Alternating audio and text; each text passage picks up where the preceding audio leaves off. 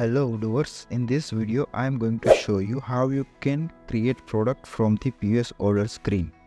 Using this Odoo18's update, you don't have to go back from the POS order session to create new product. You can directly create a new product from the POS order session. So let's see how it works. First of all, let's go to the POS order screen. Now I will search for the product. Let's say red shirt.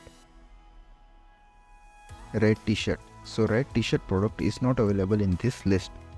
Now I will simply create this product from this screen. I will click on these three dots and click on create product option. So one window will pop up. Now you have to enter name of the product. I will enter red t-shirt. Barcode option is optional. Then enter selling price of the product. Available in POS must be true. Now I will remove sale taxes and I will save the product. So let's search again this product, red t-shirt. So you can see red t-shirt is available into the product list.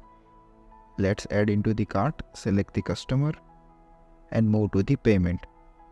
So using Odoo18, you can easily create new product without losing the POS order screen.